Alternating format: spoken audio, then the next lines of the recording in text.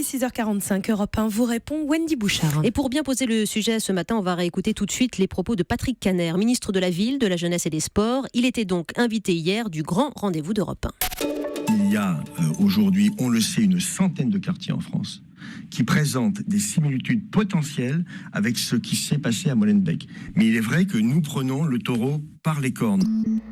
Voilà pour les propos qui sont repris depuis hier, qui font polémique. Bonjour Antoine Jardin. Bonjour. Vous êtes sociologue au Centre de recherche sociologique sur le droit et sur les institutions pénales. D'abord, qu'entend-il quand il parle pour vous de petit Molenbeek ? C'est pas très clair parce que Patrick Caner évoque des ressemblances possibles, donc ça peut englober des choses très très différentes. Et ce qui est certain, c'est que c'est une formulation qui peut poser problème parce que du coup on ne sait pas sur quels critères. On compare les quartiers et on assimile une centaine de quartiers français à la situation observée à Molenbeek. Alors il parle de l'économie souterraine, du taux de pauvreté, du taux de chômage. Il y a des critères quand même qu'il a énoncés dans cette interview qui peuvent faire sens. Alors pour certains d'entre eux, ce sont des critères qui sont publics, donc on peut effectivement comparer et dire que du point de vue socio-économique, du chômage, de la composition socio-démographique, il y a des similarités entre des quartiers comme Molenbeek et ce qu'on peut trouver en France, mais aussi dans d'autres pays européens. Mais ça ne veut absolument pas dire qu'on ait des éléments fiables sur les questions d'économie souterraine, ni qu'on puisse associer ces similarités sociales à des risques terroristes équivalents. Elle vous dérange, cette formule ? Ou c'est le constat qui vous dérange ? Non, je crois que ce qui est quand même embêtant, c'est qu'on associe sur la base de critères sociaux des quartiers les uns entre eux et on suppose que du coup ça se reflète sur tous les autres problèmes et que forcément des quartiers qui ont le même taux de pauvreté vont avoir par exemple le même risque de comporter des cellules terroristes, ce qui est trop rapide comme raisonnement à mon sens. Oui, mais une fois qu'on dépasse ce réseau-là, le constat, on peut le faire quand même. De son côté, Manuel Valls en janvier parlait de ghetto. Je me souviens d'avoir invité ici sur l'antenne le rabbin Michel Serfati qui sillonne la France pour comprendre ce qui se passe dans ce qu'il appelle les brasiers de la République. Lui qui essaie de mettre en relation et en communion les musulmans et les juifs de France.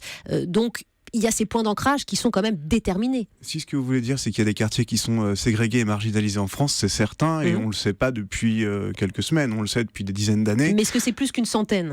Justement, pour reprendre la formule de Patrick Caner. Tout dépend de la taille, de la façon dont vous découpez le quartier, mais par exemple, il y avait 751 zones urbaines sensibles en France, avant qu'il y ait une réforme territoriale appliquée il y a quelques années. Donc on voit bien que selon l'échelle qu'on choisit, on va avoir des découpages plus ou moins larges, plus ou moins fins. Ce qui est certain, c'est que de toute façon, dans l'ensemble des pays européens, partout où il y a des grandes villes qui ont connu un déclin industriel, il y a des quartiers marginalisés dans lesquels on a du chômage, de la pauvreté, une concentration des communautés issues de l'immigration qui sont souvent marginalisés dans ces secteurs de la société. Ce qui est terrible, c'est qu'on aurait pu faire la même interview au mois de janvier 2015. Est-ce qu'on doit dire aujourd'hui aux Français tragiquement que rien n'a avancé, rien n'a changé pour non seulement déterminer ces quartiers, ces brasiers, et pour justement les faire exploser ? Sauf que ce qui est quand même très dangereux dans cette histoire, c'est qu'on assimile les caractéristiques sociales du quartier au risque terroriste, alors qu'en fait c'est quand même un raccourci extrêmement problématique. Si je vous disais, vous êtes française et il y a eu des attentats en France, donc vous avez plus de chances d'être terroriste, vous me diriez c'est scandaleux, et vous auriez raison. Et bien c'est le même processus qui est à l'œuvre en disant vous venez de ce quartier et vous êtes un terroriste, donc vous êtes potentiellement une personne dangereuse. C'est quelque chose qui est un raccourci qui pose problème et que pendant ce temps-là on ne traite pas les autres enjeux qui existent dans ces quartiers qui sont extrêmement importants. Les auditeurs peuvent réagir et vous interroger, Antoine Jardin, vous qui êtes sociologue, sur le hashtag E1matin, sur europe1.fr également, comme le fait André qui nous dit j'ai 62 ans, on n'en parlait pas de ghetto à mon époque, pourquoi la République a-t-elle reculé dans ces quartiers ? Eh bien, deux choses. Premièrement, moi, je n'utilise pas le terme de ghetto parce que ghetto, ça correspond à une caractéristique spécifique. C'est des quartiers qui sont mono-ethniques. On ne connaît pas ces situations en France. On la connaît aux États-Unis, par exemple, mais pas dans les pays européens. Deuxièmement, c'est très difficile de dire que la République s'est retirée de ces quartiers parce qu'elle n'y a jamais été tellement présente. On a un imaginaire comme ça d'une époque dorée dans laquelle tout fonctionnait bien dans les années 50 et 60. Ce n'était pas le cas du tout. On avait des bidonvilles, on avait des quartiers extrêmement marginalisés dans lesquels, c'est vrai, il y avait moins de chômage parce que la situation économique globale était meilleure, mais on ne peut pas dire que la République était présente jadis et s'est retirée aujourd'hui. Elle est plutôt plus présente aujourd'hui qu'elle ne l'était hier. Elle l'est toujours largement moins qu'ailleurs, en revanche. On aimerait bien avoir la liste des 100 Molenbeek potentiels de Patrick Caner. Je ne sais pas si Argenteuil, par exemple, figure dans la liste. Là, on a retrouvé la cache qui servait probablement à préparer des attentats pour ce week-end. Vous, ce qui vous gêne, justement, ce sont ces différents critères. On ne peut pas comparer, en tout cas pour vous, Molenbeek, quartier donc de Bruxelles, et les banlieues françaises, quoi qu'il en soit, si on n'a pas les mêmes références. C'est pas ça, c'est qu'on peut les comparer sur leur composition sociale, mais on peut pas les comparer en disant il y a eu des attentats terroristes à Molenbeek, le quartier a telle et telle caractéristique, dont tous les quartiers français qui ressembleraient du point de vue du profil social pourraient comporter le même risque. C'est ça le raisonnement implicite qui est présent dans la formule et qui est nocif Sauf pour que la compréhension. Depuis 2005 et les émeutes en banlieue, on a aussi probablement déterminé des quartiers où le salafisme s'était implanté, le djihadisme peut-être également.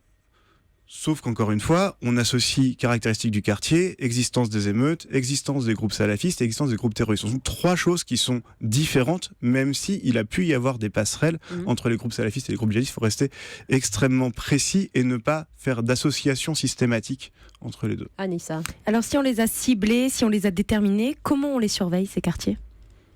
Encore une fois, je crois qu'on ne surveille pas des quartiers, on surveille des groupes, on surveille des réseaux, on surveille des individus.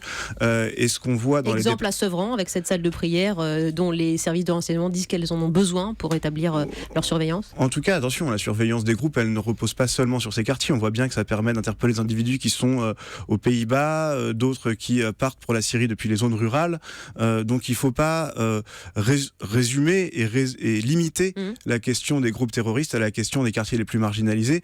On a des personnes qui s'engagent dans Daesh et dans des logiques de projets terroristes qui sont dans des zones complètement différentes. Si on prend les attentats de janvier 2015, les frères Kouachi venaient des buttes de Chaumont, Amédi Koulibaly venait de Montrouge, c'est pas exactement les quartiers les plus marginalisés de France. Donc il faut rester extrêmement prudent sur le mécanisme. En tout cas, on sait que pour éviter ces quartiers, cette ségrégation, il faut favoriser la mixité et non la concentration. Ça, c'est une solution que les élus peuvent très bien aborder facilement, Olivier Jardin. C'est très difficile pour les élus locaux de gérer la question de la ségrégation, parce que la ségrégation, elle dépend largement des conditions sociales et économiques, des logements auxquels les gens ont accès, et puis de leur capacité à se déplacer, et puis logements sociaux, du parc privé aussi, du prix dans le parc privé.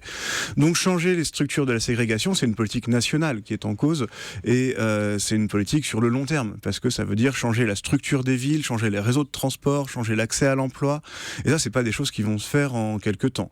Ce qui est certain, c'est que c'est un enjeu très ancien, en France comme dans les autres pays européens, et que ce ne sont pas des politiques sur lesquelles on peut intervenir le temps de quelques semaines ou quelques mois. Attention aux formules toutes faites, en tout cas c'est ce qu'on retient de vos ouvrages. Vous qui êtes sociologue au Centre de recherche sociologique sur le droit et les institutions pénales, Antoine Jardin, j'ajoute que vous avez coécrit avec Gilles Kepel, qu'on connaît bien sur l'antenne, Terreur dans l'Hexagone, et que vous avez contribué à l'enquête Banlieue de la République. Voilà pourquoi vous êtes expert sur ces sujets et que vous avez répondu aux questions d'Europe 1 ce matin. Merci. Merci.